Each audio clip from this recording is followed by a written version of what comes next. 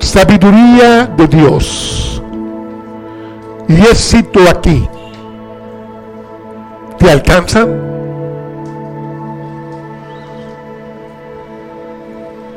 ¿Ya te respondiste esa pregunta? ¿Crees que la sabiduría de Dios más el éxito aquí te alcanzan para lo eterno? Porque muchos quizás dirían, depende, para que esté preguntando.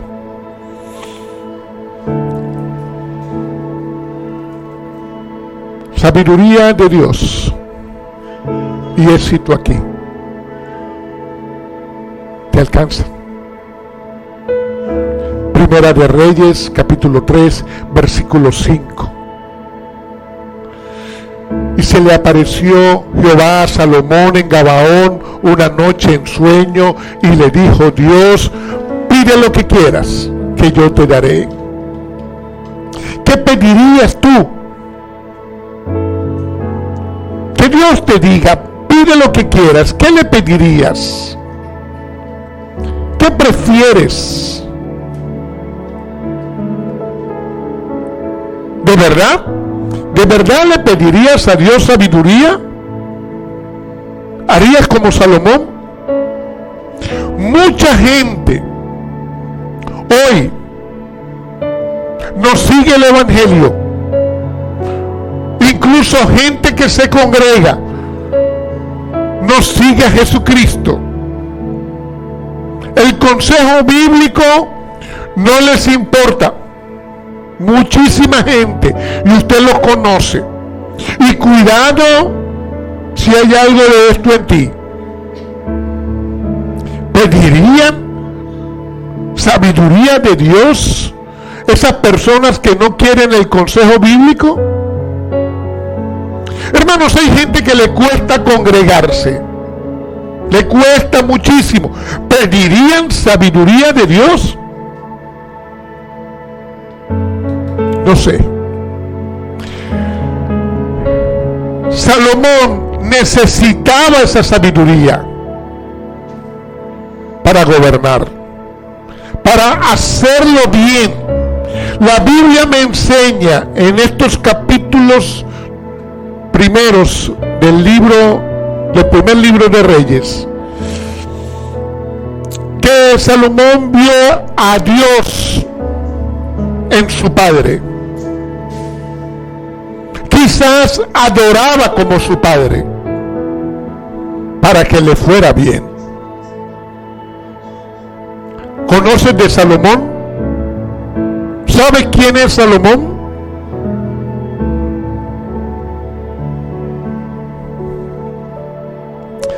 Hijo de David y Betsabé, rey de Israel, sabio, el hombre más sabio en la tierra, poderoso, rico, mujeriego,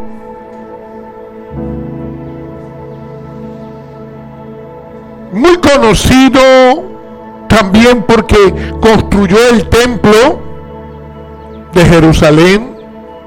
Además, construyó un palacio hermosísimo. El templo le llevó 7 años, el palacio le llevó 14 años construirlo. Fue el mejor rey en lo que tú conoces de Salomón. Si te preguntara, en lo que sabemos de la Biblia así por encimita, en lo que has visto en las películas, puede ser quizás que haya sido el mejor rey, sí, pareciera.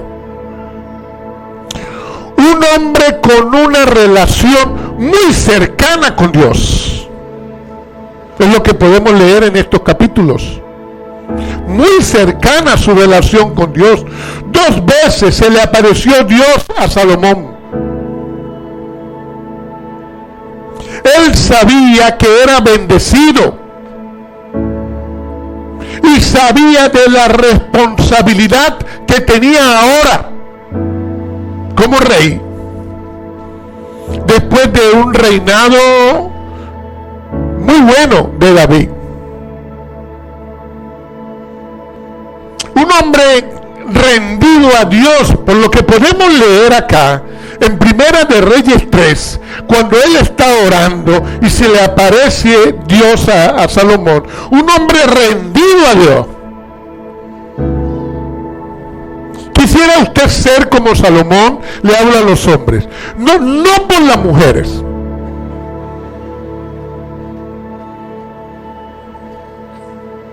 Si una vez te hace doler la cabeza, 1000, Dios mío. Pero quisiera ser como Salomón. No respondas todavía, o respóndete ahí solito.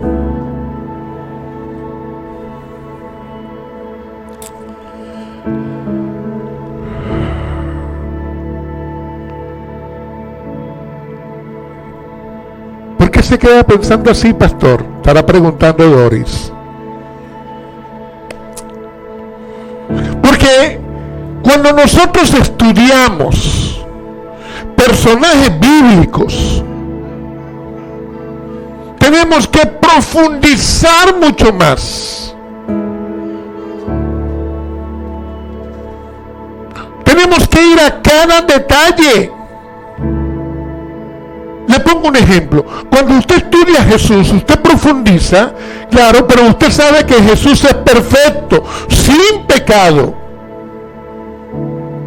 Y usted sabe que usted va por esa vía y hay un Jesucristo, nuestro Señor, perfecto, sin pecado. Pero cuando tú estudias un personaje bíblico, tú tienes que ir mucho más a los detalles.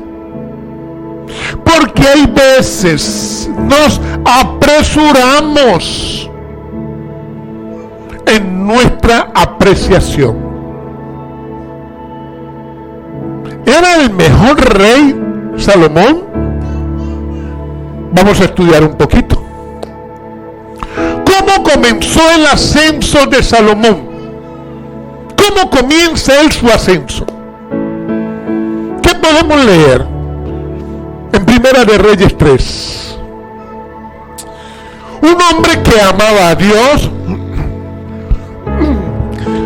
un hombre que andaba en la palabra de Dios, caminaba con la palabra,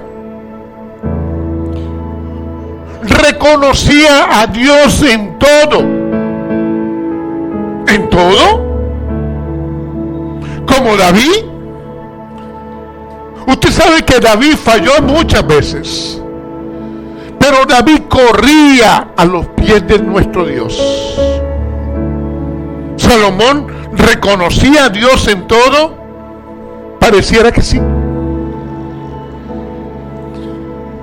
En sus prioridades estaba Dios.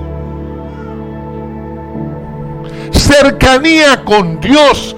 Tenía una relación muy importante, la relación más importante de vida que tenía Salomón, Dios.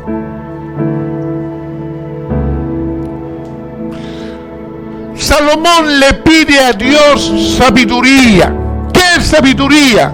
Por lo que podemos leer ahí, corazón entendido para juzgar, para discernir entre lo bueno y lo malo. Hermanos, el problema mayor del ser humano es que juzgamos mal, o uno de los principales problemas. Salomón, como va a tener que juzgar, él es rey, él le pide a Dios hacerlo bien. ¿Recuerdas una prédica de juzgar? Cuando el Señor dice, no juzgues de esta forma, sino juzgad con juicio justo. Salomón pide sabiduría para ese juicio justo. Y así también discernir, distinguir entre lo bueno y lo malo. Dios le da sabiduría, riquezas y gloria. ¡Wow! Ahí está todo. lo que el ser humano necesitaría en la vida: sabiduría, riquezas y gloria. ¿Qué le pido a Dios? ¿Qué le pido? ¿Qué le pido? Bueno, Dios dijo: tú no me pediste lo otro, pero te lo voy a dar. Digamos que estaba completo en Dios. Y Dios le da también una condición de vida, unita nomás.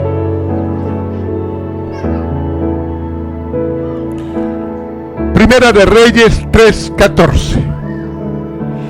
Si anduvieras en mis caminos, guardando mis estatutos y mis mandamientos, como anduvo David tu padre, yo alargaré tus días.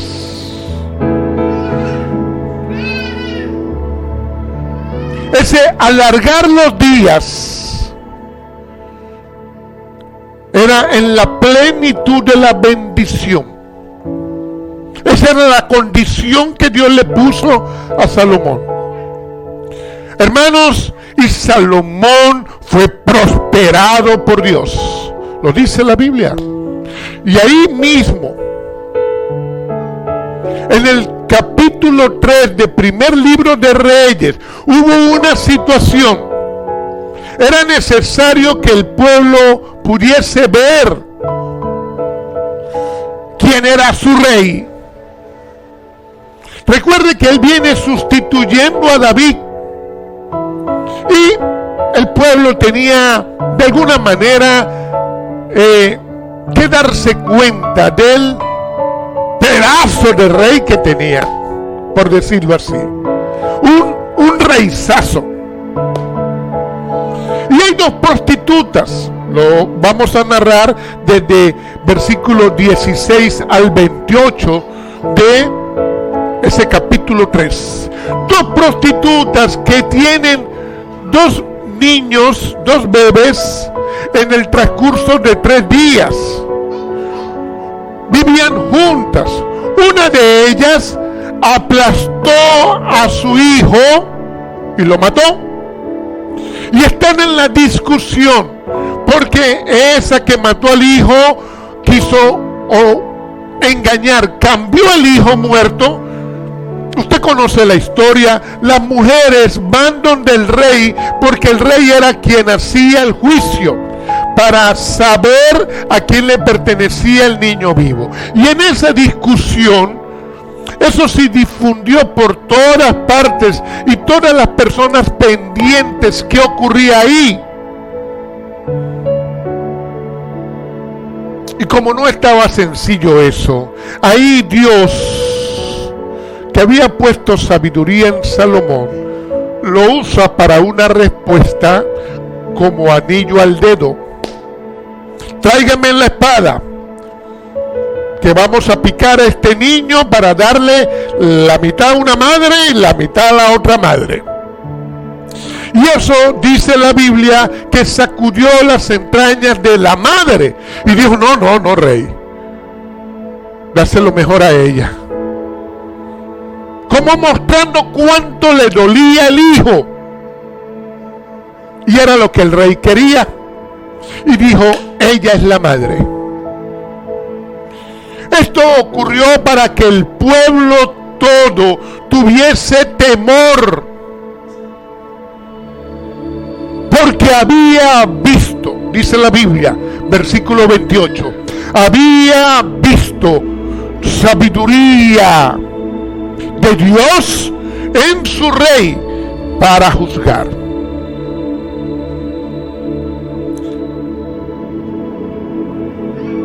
Ahora, hay cosas importantes para resaltar en el reinado, porque nosotros tenemos que ver más allá aún de lo que parece. Cuando él llega al trono, él liquidó, por favor le voy a pedir a los servidores, cuando él llega al trono, él liquida a sus enemigos. su hermano Adonías. Él había quizás querido el trono. Era un enemigo político de Salomón. Hermanito, mucho te quiero, y lo eliminó. Él elimina también a Joab. Joab había sido el ministro de defensa de David.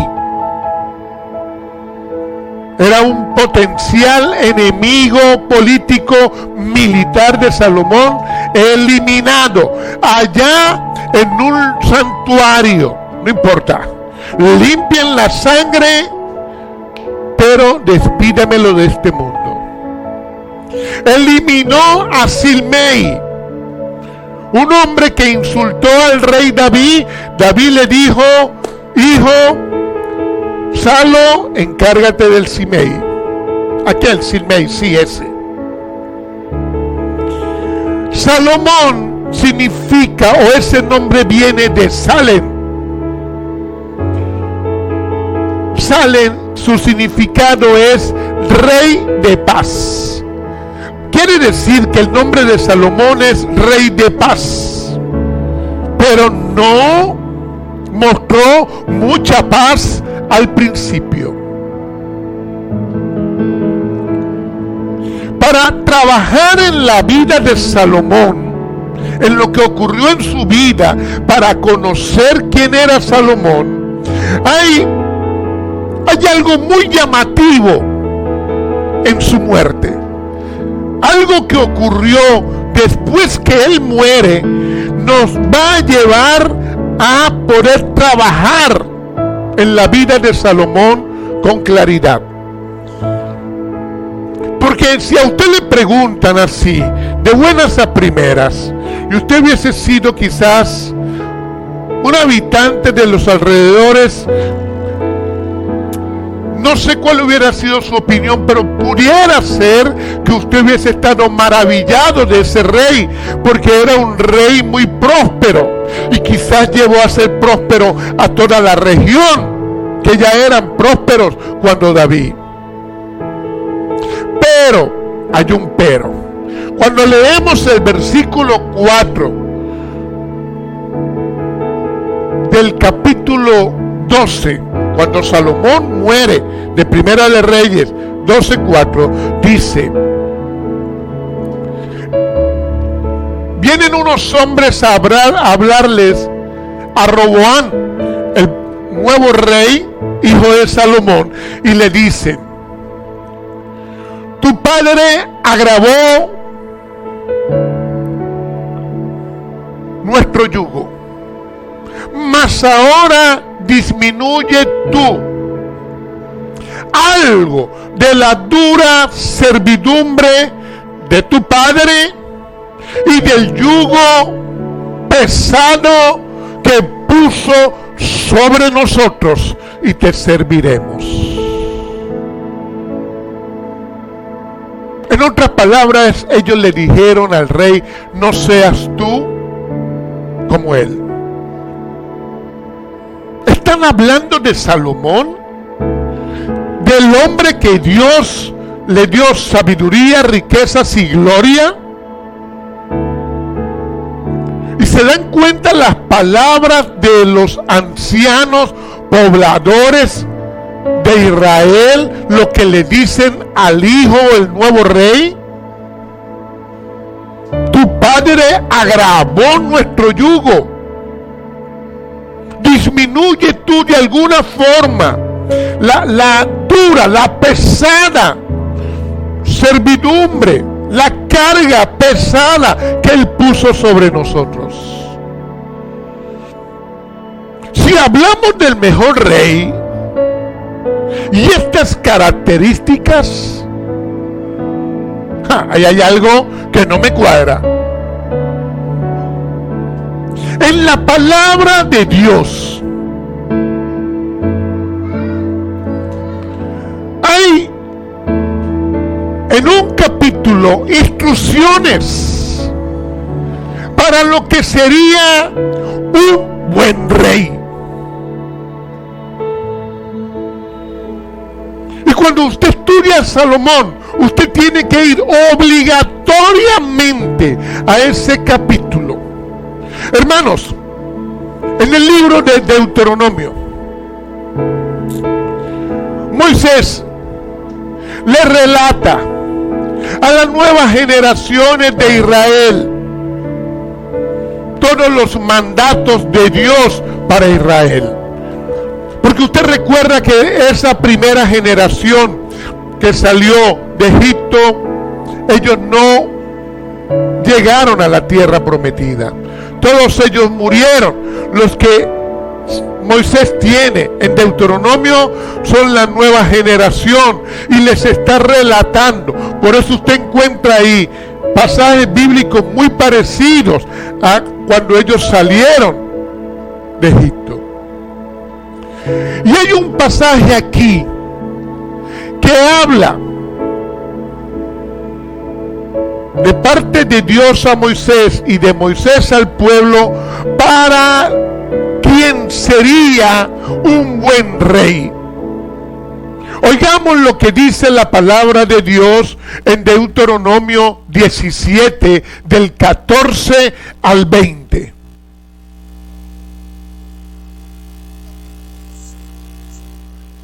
Al 20. Intrusiones. La tierra que tu Dios te da, y tome posesión de ella y la habites, y digas: pondré un rey sobre mí, como todas las naciones que están en mis alrededores. Ciertamente pondrás por rey sobre ti al que Jehová tu Dios escogiere. De entre tus hermanos pondrás rey sobre ti. No podrá poner sobre ti hombre extranjero que no sea tus hermanos. Pero él no aumentará para sí caballos, ni hará volver al pueblo a Egipto con el fin de aumentar caballos, porque Jehová os ha dicho: no volváis nunca por este camino, y tomará para sí muchas mujeres para que su corazón no se desvíe, ni plata ni oro aumentará para sí en abundancia. Y cuando se siente sobre el trono de su reino, entonces escribirá para sí un libro, una copia de esta ley, del original que está al cuidado de los sacerdotes levitas, y los tendrás consigo, y le hará en él todos los días de su vida, para que aprenda a temer a Jehová su Dios, para guardar todas las palabras de esta ley y estos estatutos, para ponerlo por obra, para que no se eleve su corazón sobre sus hermanos, ni se aparte del mandamiento de diestra ni a siniestra, a fin de que prolongue su día en su reino, él y sus hijos en medio de Israel. Para guardar, para poner por obra. Hermanos, aquí hay instrucciones para lo que sería un rey de Israel. Desde muchos años antes ya estaba escrito cómo sería el rey de Israel, el cual Dios escogiera, pero cómo sería el comportamiento. Estas son instrucciones directas para quien fuera el rey de Israel. Salomón, buen rey, con estas instrucciones, ¿fue un buen rey? Resumimos las instrucciones. Israelita, tenía que haber sido nacido ahí. No podrá relacionarse mucho con caballos, porque el mayor proveedor de caballos en toda esa tierra era Egipto. Tercero, no podrá ese rey tener muchas esposas, porque apartarían su corazón de Dios. Cuarto, no podrá ese rey acumular grandes tesoros. Quinto, tendrá una copia de eso que acabamos de leer, para que la lea todos los días y aprendiera a temer a Dios, a obedecerle, esa lectura diaria impedirá que se vuelva orgulloso y que actúe como superior a los demás. Esa es la garantía. Lo que estamos hablando, resumiendo las instrucciones para el rey. Esa es la garantía de que él y sus descendientes gobiernen sobre Israel. Veamos entonces las instrucciones que Moisés escribió en Deuteronomio. Vamos a ver esas instrucciones. La primera, el primer punto es: debe ser israelita. Claro que Salomón es israelita. Él es hijo de David, un rey de Israel. Pero Salomón se casó con mujeres extranjeras y tomó para sí las culturas y las leyes de ellas. Y muchas de las esposas que él tuvo, que eran extranjeras, cuando un hombre que no era de esa nación se casaba con alguna de esas mujeres, asumía para sí esa nacionalidad. Y él tomó muchas mujeres extranjeras, tomó las culturas de ellas, y cuando tú comienzas a leer el capítulo 3 de Primera de Reyes, él se casó con la hija de Faraón. Él se hizo egipcio. Él hizo alianzas con todas estas naciones de las mujeres con que se casó. Y usted puede encontrar en el capítulo 11 de Primera de Reyes, en el capítulo 11, cómo él tuvo mujeres de Moab, de Amón, de Sidón, de Edom, de las hititas, todos pueblos enemigos de Dios. Y él trajo para sí los dioses de esas mujeres. Cuando la palabra dice que él tenía que ser israelita, es porque Israel solo tiene un Dios. Por la palabra de Dios, Jehová de los ejércitos, no puede tener otro Dios. Y no podía él ser como los extranjeros, como los no nacidos en Israel. El segundo punto que aparece ahí, Dios le dice por medio de Moisés que ese rey no podía acumular caballos. Hermanos, pareciera una instrucción como fuera de orden. ¿Pero por qué Dios le dice eso? Porque el tener establos, el tener muchos caballos, tiene que ver con Egipto. Egipto era, y hoy en día es así, el país de los caballos, tiene demasiados caballos, exporta caballos.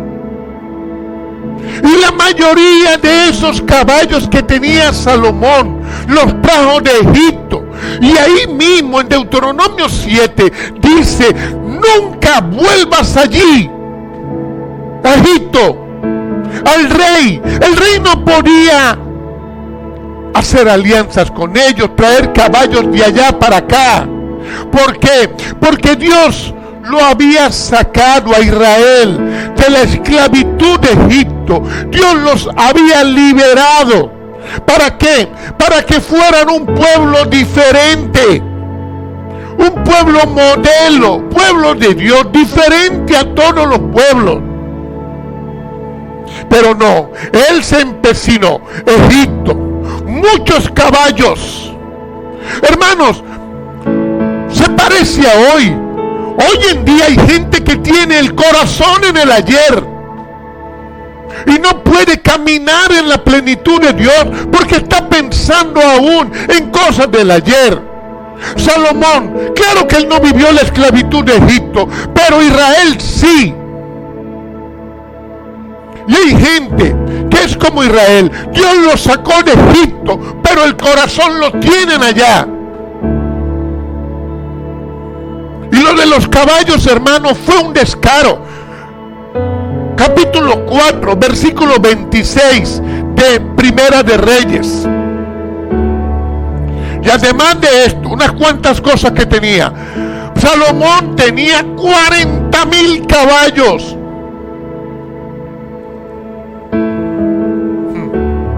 En sus caballerizas, para sus carros, y 12,000 jinetes.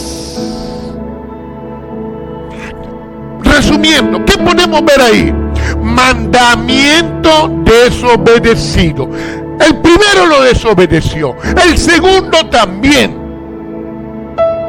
Y lo peor, hermanos, es que él repitió todas las prácticas de esclavitud de Egipto. Salomón las repitió. Primera de Reyes 9, que encontramos que él obligaba a los pueblos vecinos, les imponía carga a esos pueblos, los llevó a la esclavitud. Y eso Dios lo prohíbe en la ley, en la palabra de Dios. Dios les prohibió esclavizar a otro pueblo. Lo que nos muestra que Salomón llegó a ser peor que Faraón. ¡Qué terrible, hermanos! Capítulo 5 de Primera de Reyes, que dice que 30,000 israelitas los tenía Salomón en trabajos forzados. O sea, no solamente llevó a la esclavitud a pueblos vecinos, sino también a propios israelitas. O sea, a su propia gente lo llevó a esclavitud. Llevamos 2. El tercer punto: el reino deberá tener muchas esposas, porque apartarán su corazón de Dios. Él tenía un harén, un harencito. 700 esposas y 300, no sé, amantes, concubinas, no sé. 1,000 mujeres, hermanos. Está ahí en la palabra.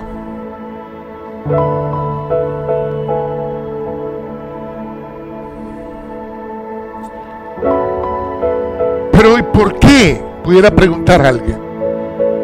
Si hay un mandato ahí, ¿por qué la desobediencia? Van 3 que hemos leído. Mira, hermanos, ¿desde cuándo Salomón era así? Primera de Reyes, capítulo 3, versículo 3 dice: mas Salomón amó a Jehová, andando en los estatutos de su padre David. Solamente sacrificaba y quemaba incienso en los lugares altos. Solamente.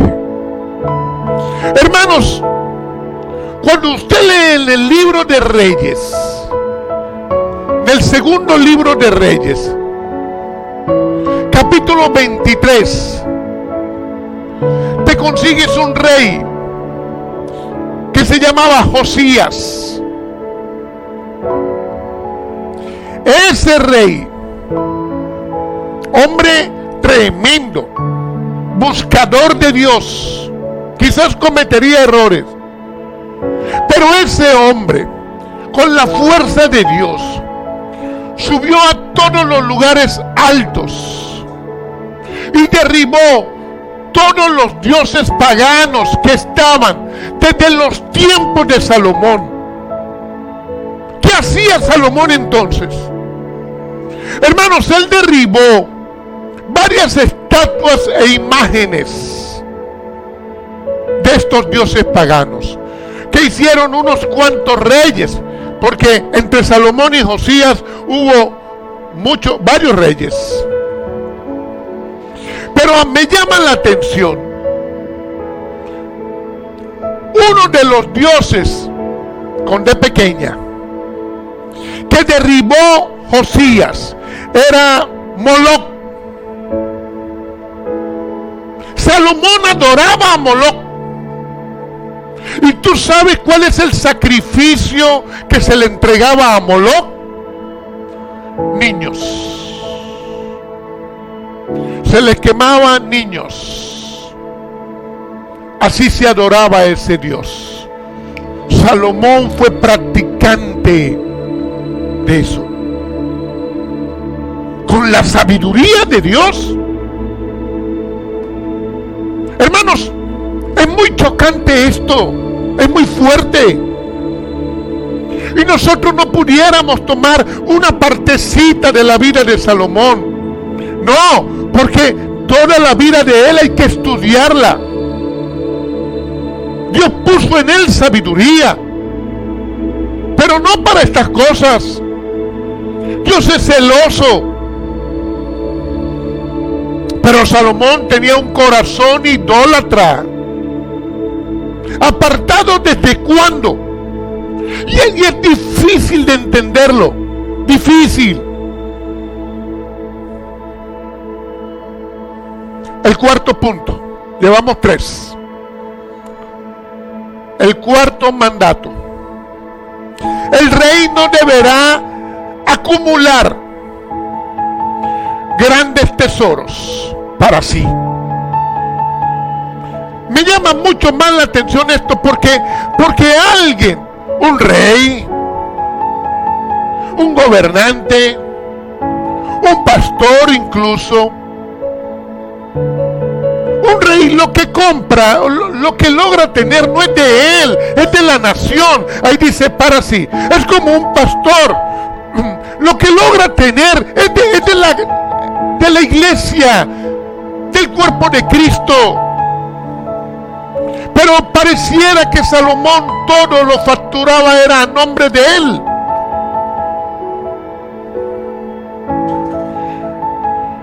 Y en el capítulo 10 de Primera de Reyes dice que 23 toneladas de oro cada año llegaban a sus arcas. El hombre tenía cualquier cantidad de escudos de oro. No aparecen como si fueran de Israel, eran de Salomón, copas de oro, todo tipo de lujo. ¿Sabe cómo? A expensas del pueblo. Hermano, cuando usted traslada eso hoy, el hombre poderoso en la tierra, y en todos los niveles, hermano, porque inclusive usted ve pastores que viven con grandes lujos, cuando hay hermanos que quizás a veces no tienen ni para pagar un pasaje. Pastor, ¿y tiene que ver una cosa con la otra? Claro que sí, hermano, porque los grandes tesoros desvían el corazón a expensas del pueblo. Llevamos 4 puntos, falta 1. El quinto punto. El rey deberá tener una copia, porque la ley la tenían los ancianos levitas, y el rey debería tener una copia de este documento donde estaban estos 5 puntos. Y el quinto punto era que esa copia que el rey tendría la leería todos los días de su vida. Todos los días de su vida la leería. ¿Por qué? Porque así aprendería a temer a Dios, a obedecerle, a Jehová su Dios. Era una orden. ¿Y qué tenía él que leer para que lo mantuviera en línea? La palabra de Dios. Es como cuando nosotros nos encontramos en la palabra, que esa palabra hay que leerla, alimentarme de ella, que alimente mi espíritu. ¿Para qué? En el caso de Salomón, para que no se volviera orgulloso,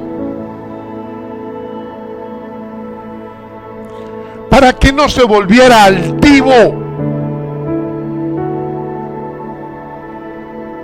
para que no se sintiera, y ahí lo dice, superior a los demás,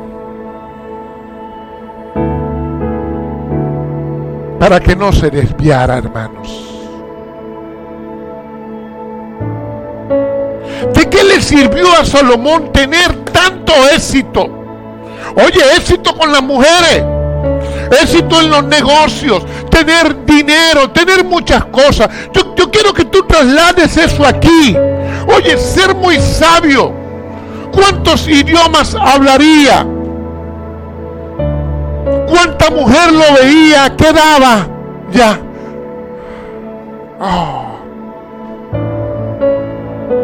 Tanto poder, tanto éxito en la tierra, hermanos. No había ni habrá persona más sabia. Ahora yo quiero que usted pueda entender esto. Sabiduría de Dios hoy es la palabra. Porque cuando yo tengo la palabra de Dios, el día que me toque juzgar lo voy a hacer con juicio justo, de acuerdo a la palabra de Dios. ¿Qué es lo que Jesús me dice en Juan 7:24? Porque de otra manera voy a discernir mal. Es con la sabiduría que es la palabra de Dios. Ahora,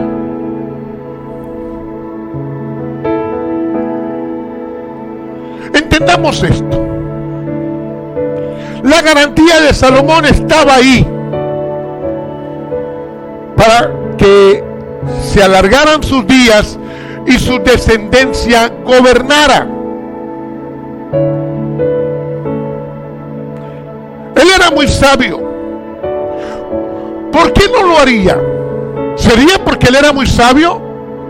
No, yo ya que voy a leer la Biblia, yo ya he alcanzado un nivel muy alto y yo ya no tengo que leer la Biblia, mucho menos lo que ese cabezón me dice a mí. ¿Sería por eso?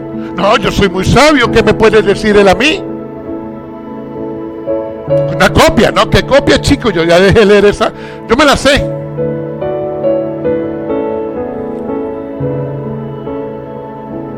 En el Antiguo Testamento, hermanos, hay como un debate de dos fracciones. En una, el templo y el ritual.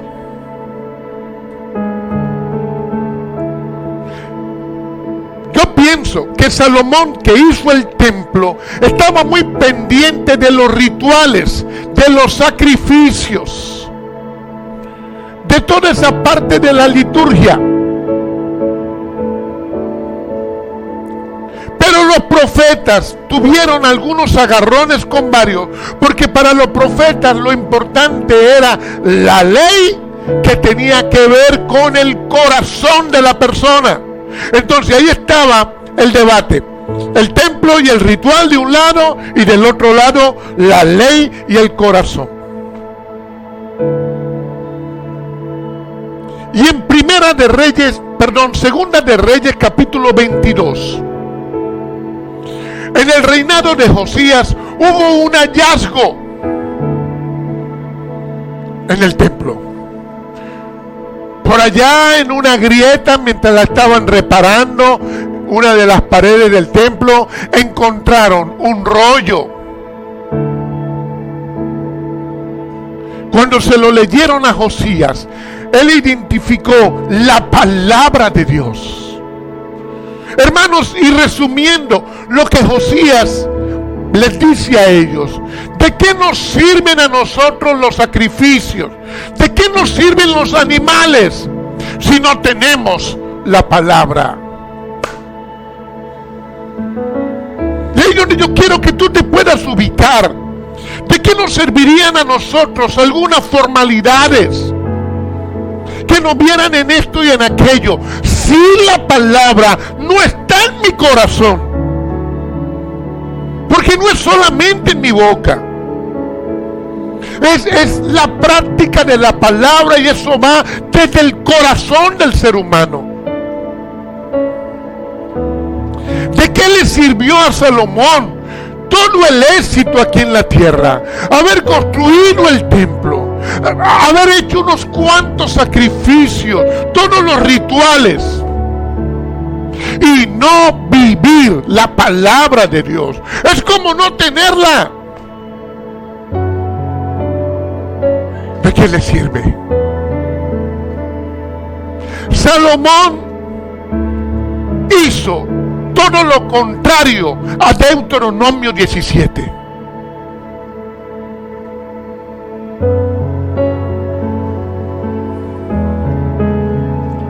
El peor rey. El peor rey. La contracara de Moisés. Porque la contracara de Moisés que tú encuentras en la Biblia es Faraón. Pero Salomón se comportó igual o peor que Faraón. Porque Faraón no tenía la palabra, la sabiduría de Dios. No la quiso tampoco. No quiso nada con el Dios de Moisés. Pero Salomón sí la tenía. Pero ¿qué hubo en él? Esclavitud, cautividad, idolatría en el pueblo, de la mano del rey. Roboam estaría poco tiempo su hijo. Israel llevado a la idolatría desde el rey. Hasta ahí llegó Israel con sus tribus unidas. Ahí se formó Israel en el norte y Judá en el sur. Consecuencias terribles para esa nación. Todo por la desobediencia del rey. Pregunto, ¿para eso el don que recibió? Hermanos, ¿sabe cuántas personas Dios le dio el don para predicar? Y se desviaron por lo que el mundo ofrece.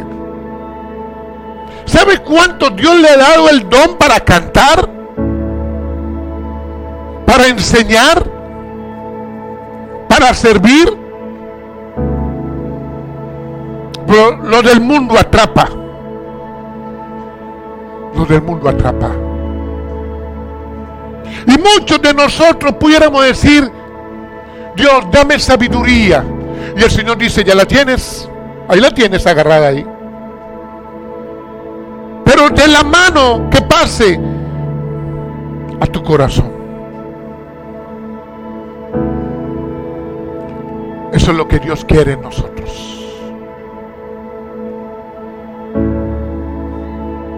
¿Qué podemos aprender nosotros hoy? ¿Cuál es la enseñanza hoy, pastor? Usted nos habló de Salomón, pero yo necesito aprender hoy algo. Lo primero, no se puede domesticar a Dios. No puedes. O sea, pensar que Dios, yo le voy a domesticar porque construí unas cuantas cosas, porque evangelizo por esta calle, porque voy a unos hospitales, porque hago esto en tal parte, porque compré 4 sillas. No. O sea, nosotros no podemos atrapar a Dios. Señor, ya me congregué hoy. Esto me alcanza por 2 semanas. O sea, nosotros no podemos pensar que a Dios le vamos a condicionar. Porque tuve una mañana de ayuno. Porque hice una vigilia antenoche. No. Porque ofrendé 50 soles. No podemos atrapar a Dios, hermanos. Con Dios solamente abre tu corazón para que Él entre. Pero para que Él entre hay que sacar los otros dioses de ahí. Cosas que se han instalado en nosotros. Mira, hermano, cuando alguien tiene dificultades para buscar de Dios, para orar, para leer su palabra, para congregarse, es porque hay un Dios instalado ahí. Bueno, uno, a veces hay unos cuantos.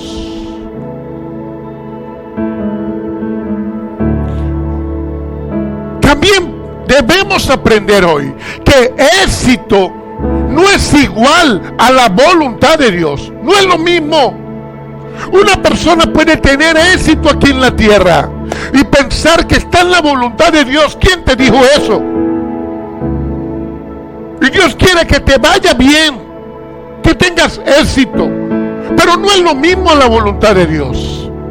La voluntad de Dios está por encima, es su palabra, es la sabiduría que viene de Dios. A Salomón Él se la entregó, hermano. Hoy la tenemos, la tenemos.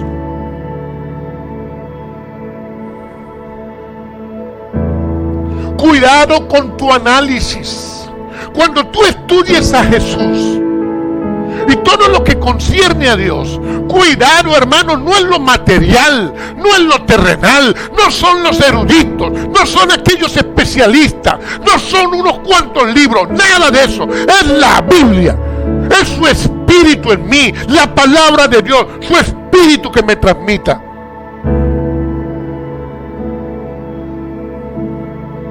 Jesús dice en Mateo 13:44: además, el reino de los cielos es semejante a un tesoro en el campo, el cual un hombre halla y va y lo esconde de nuevo. Y gozoso por ello, va y vende todo lo que tiene. Para eso lo escondió, para que no venga otro y me lo quite. Lo escondió. Es lo que está explicando Jesús. Va y vende todo lo que tiene y compró aquel campo. Hermanos, lo dio todo por ese tesoro. El tesoro es Cristo, es su reino. Cuando yo lo encuentro, hermanos, lo demás no cuenta. Jesús quiere que entendamos que cuando yo lo tengo a Él, si lo tengo a Él, lo tengo todo. Y eso es de corazón. Pablo lo entendió.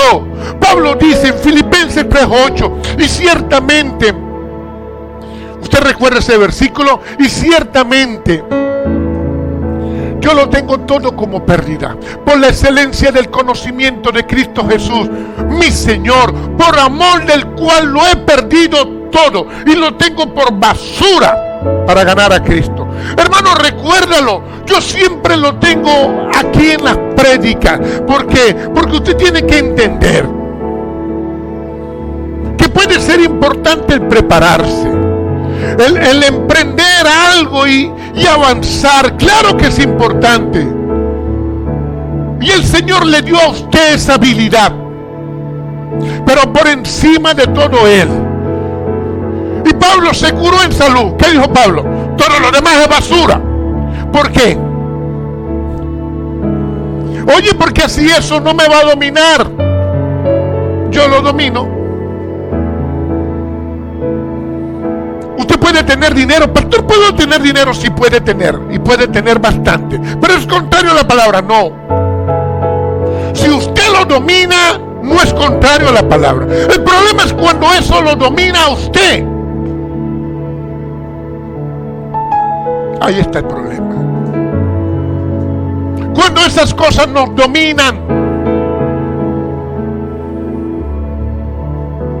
que no te deslumbren. Oh, secarrazo. Huele a nuevo. No va a oler a nuevo si está nuevo. Ponle algo hediondo ahí para que vea que le pasa el olor a nuevo. Se maravillan por cualquier... esos zapatos. ¿Usted sabe cuánta gente dejó lo eterno por deslumbrarse? Hermanos, si tenemos el tesoro, Cristo, y usted sabe que Jesucristo es el Señor, ¿por qué te deslumbra por los demás? Y algo puede ser de bendición, pero lo echamos a perder. Algo puede ser de bendición, pero si lo pone por encima del Señor. Supón, te llaman para un trabajo. Día lunes, 8 de la mañana entras al trabajo, vas a ganar 8,000 soles cada 15 días. Eso sí, me llegas bien acomodadito, me llegas bien arregladito, bien dormido, con tu ropa arreglada. ¿Qué hace la persona? El primer domingo, gracias a Dios. Va bien, va como Salomón. Gracias a Dios. Pero el siguiente domingo, no puedo ir. Tengo que planchar, tengo que lavar, tengo que ir impecable, tengo que ir sin una ojera. Si naciste ojerudo. Estoy igual, pero tengo que ir poniéndome unos paños aquí de pepino.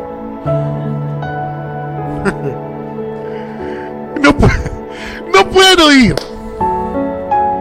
Tengo que madrugar, tengo que estar allá a las 8 en punto. Hermanos, algo de bendición ya es maldición.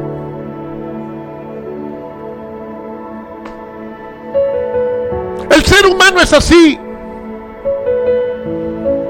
La clave de la vida es la obediencia a la palabra de Dios. Esa es la clave de la vida. Y esa obediencia es por amarle a Él, a Dios. Y amarle al Señor yo lo aprendo. Yo tengo que conocerle. Y ahí yo aprendo a amarle. Y cuando aprendo a amarle, aprendo a obedecerle. Hermano, no, que me duele por aquí. Que te duela. No, ¿por qué no me puedo parar? Canta sentado, pues. No puedo ni cerrarlo. Ora con los ojos abiertos, pues. Somos la iglesia, hermano. ¿Qué queremos nosotros? Es impresionante. A veces hacen unos shows en algunos lados y la gente paga un dineral y creen que así están adorando a Dios. No. Entonces, ¿dónde está la palabra de verdad? No, pastor, si usted supiera, como uno siempre anda saludando a uno y al otro, uno no sabe. Entonces, de repente uno dice, si supiera, ¿qué dime? ¿Qué me... Se me olvidó, pastor. O sea, la excusa que iba a decir, lo que pasa es que, y no arranca, porque el ser humano es así. Pero ¿tú crees que le puedes esconder a Dios? A Dios no se le puede esconder, hermanos. Y comienza la desviación en la persona por la desobediencia de Dios. Y se va desviando. Y Dios quiere que tú le conozcas para que le ames, para que le obedezcas. Adentro de nosotros, no solamente lo que se ve afuera, adentro, para testimonio. Que aquella persona diga, oye, ese hombre es cristiano. Y de lo que él tiene, yo quiero. Mira, ¿qué tienes tú? Que yo quiero. Yo tengo a Cristo. No vale, yo soy summa cum laude, no sé qué cosa. Yo hablo 4 idiomas. Hablo cuti. Sí, porque pareciera, oye, yo soy más porque yo he estudiado, porque yo tengo, ay. Si no tienes a Cristo, no tienes nada.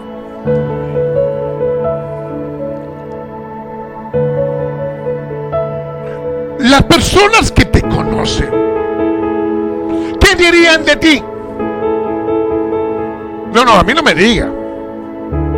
Respóndete ahí solito. Los que te conocen, ¿se harían cristianos por tu testimonio? No, pastor, lo que pasa es que yo le meto al loco. La pregunta no es esa, pedazo loco. ¿Tu testimonio traería gente a Cristo?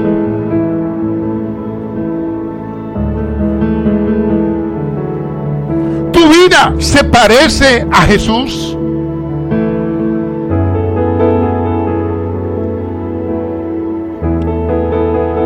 Jesús dice, en una hora muy difícil, allá en el aposento alto, Jesús está a horas de ir a la cruz. Para que tengas una idea, jueves de Semana Santa en la tarde, como a las 5 o 6 de la tarde, Jesús dice, si me amáis, guardad mis mandamientos. Y yo rogaré al Padre, y Él os dará otro consolador, para que esté con vosotros para siempre. El Espíritu Santo. El Padre te lo da por amor, pero tienes que amarle. ¿Qué te dice a ti que amas a Dios? ¿Qué te dice? Ay, pastor, bueno, yo camino así, hablo bajito, a ver, no, eso no sirve. Yo oro levantando las manos, los fariseos también. Yo doy esto. Salomón quemaba sacrificio como arroz. ¿Qué te dice a ti que tú eres cristiano? ¿Sabe qué dice el apóstol Juan? Que lo que tú digas no se quede solo en palabras. Mostramos la verdad de Dios por nuestras acciones. O sea, mis acciones hablan.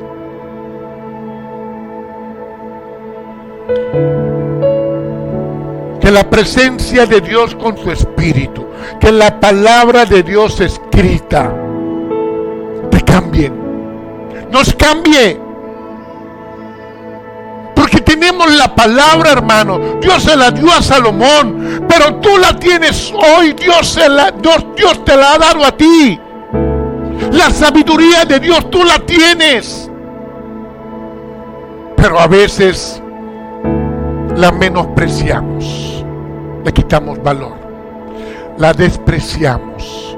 Si nosotros no caminamos con esa palabra haciéndola, la estamos despreciando. Fue lo que le pasó a Salomón. La puede la persona tener y tener además éxito.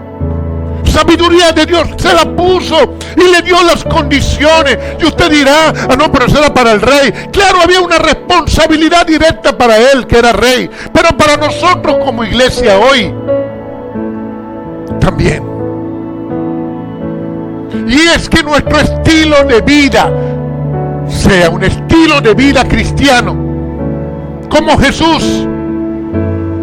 Y eso no es por fuera, hermanos. No, por fuera.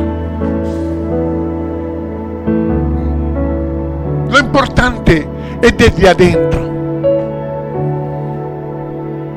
Desde adentro. Cuando tú muestras afuera lo que viene desde adentro, y es Cristo. Hermanos, eso no tienes que forzarlo. Eso no tienes que fingirlo. Eso no sale fingido. Eso sale, eso brota de ti. Y eso es lo que el Señor quiere.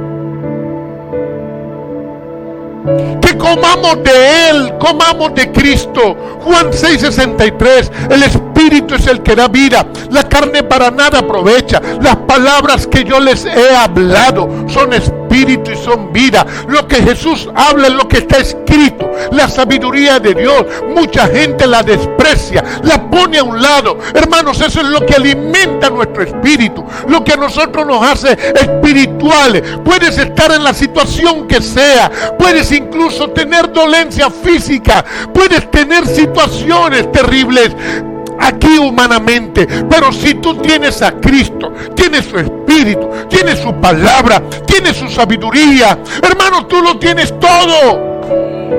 ¿Qué importa lo demás? Y eso fue lo que no entendió Salomón. Tenía entendimiento para juzgar bien, pero ¿qué le pasó? El mundo lo sacó. Lo del mundo lo sacó. ¿Y por qué lo sacó? Porque había una instrucción ahí. Leer todos los días de esa sabiduría. Y no lo hizo. Tú la tienes a la mano. Que se instale en tu corazón. Que se instale en tu corazón.